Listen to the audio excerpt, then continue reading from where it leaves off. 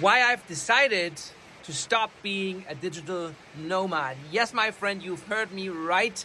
I've decided to settle down here in beautiful Bali. It's raining all day today, but it's a happy day because I've had some major wins and I've made some really life-altering decisions that I want to share with you because you're with me here on this journey. And so today I'm going to share with you the 3 reasons that led me to this decision to settle down.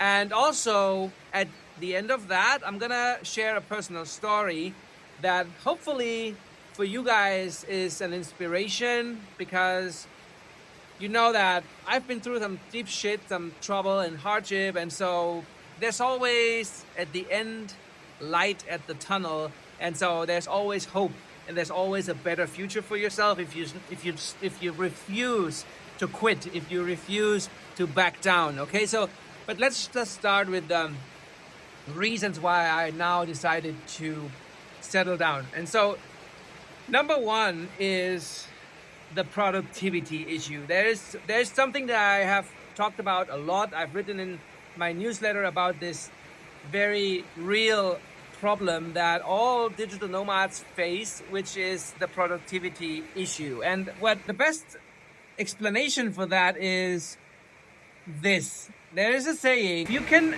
make one decision that eliminates a 1,000, then that is a very, very intelligent thing to do. Why? Because if you can eliminate 1,000 decisions with just one, then you basically have a productivity hack, because you don't have to invest all that mental energy all over again. What I mean by that is, for example, if you every day, it's a small decisions like where do you go for lunch, or where are you gonna bring your laundry, where you're gonna go to the gym, and all those little decisions that come with this nomad lifestyle that mostly are around planning and logistics. Those little decisions, they make up a lot of energy. They really distract you from your focus on whatever you're building, and it's a problem. It is a problem, and there's workarounds, and I've talked about those as well. For example, base camps, like setting up base camps in these countries where you already know where everything is. For example, in Bali, I basically, this is the 3rd time I'm in this Airbnb, okay, in this homestay. The reason for that is because I already know where's the laundry, I already know where all these different places are, the cafe where I can sit down and work, and so forth. And that eliminates a lot of decisions for me, which is important. And so, but it's still not ideal because you still have these constraints, and so, yeah. So by settling down, you get a little bit, a piece of stability back into your life, and that helps a lot in terms of productivity. Okay, guys, this is number 1. Number 2 is the connection and relationship issue. And what I mean by that is the loneliness problem.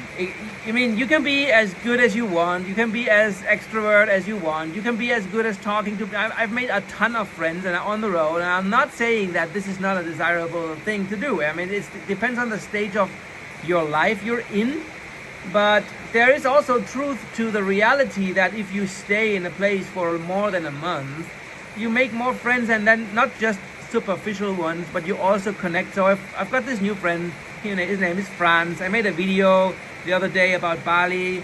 Up there is the link. And so he's a cool guy, and yeah, sharing more time with people you enjoy spending time with is a good idea, because we are all social beings, and we wanna go deeper than just these superficial connections. And we're already fed up with the social media that's basically occupying so much time in our daily lives, that it's really important to make better and deeper relationships. And that sadly is only possible if you stay longer in a particular place. And Bali is full of amazing, lovely people that are friendly, that are welcoming, that are warm, that are spiritual. I could give you a laundry list of reasons why Balinese people are just gorgeous. And so I decided to spend more time here there are so many reasons, and the people here is obviously the most important one, because we are social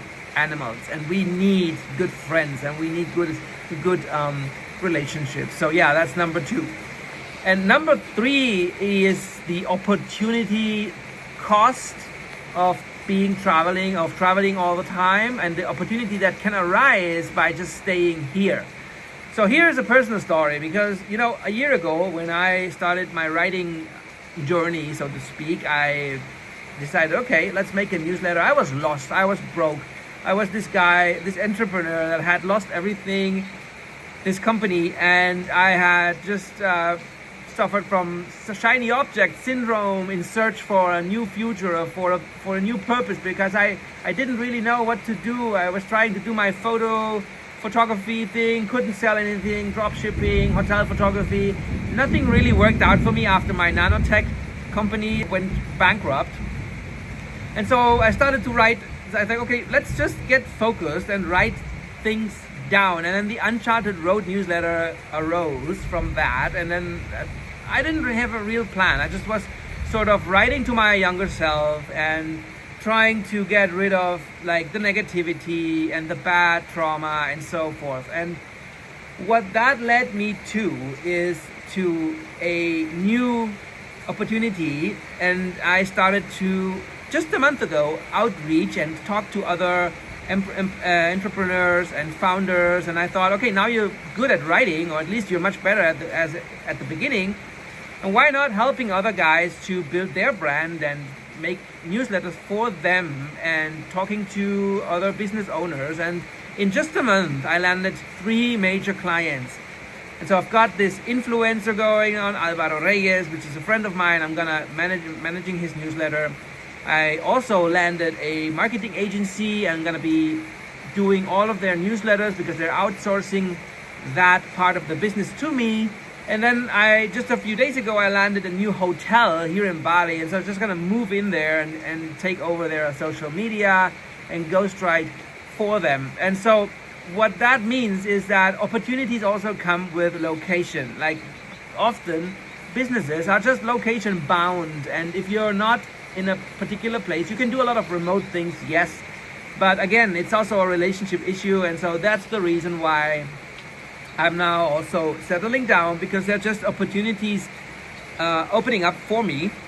And so I went to the immigration office, and guys, it's in Germany. So for opening a marketing agency, the income tax is 40%, guys, 40%. So I just figured out the Nomad visa here and the business visa. I'm gonna pay for $2,000. $2,000. I get everything included, with the company set up, with the visa for a year, or for 5 years, I think. And there's 0.5% income tax, 0.5% income tax for the first 3 years. And then after the 3 years, the 4th year is 11%, which is still so much cheaper than the shithole of Germany, where everything goes downhill. And yeah, so that's the thing, guys. And it's funny, man, and I'm not the only guy who's in that position right now. So just 2 days ago at the gym, I met a black guy from the US, from Washington State, and he told me, like, hey man, I think I'm staying here. People in Washington, they're just mean. And I said, well, yeah, I feel the same about Germany. It's just a shithole. And he said, yes, and he laughed out loud, because we were basically exactly in the same boat. When he was a little bit older than me, a veteran, as I said, a black guy, but yeah, same situation. We looked different, but we had the same inner mindset, same mindset, same goals. We wanted to be just surrounded by people that are friendly, that we can build a new future. He had an Indonesian girlfriend, and because women are just friendlier here, guys. And so yeah, so that's the story, guys. So settling down for now and keeping you updated. Give me a like, give me a subscribe if you enjoy my personal stories, and see you in the next video.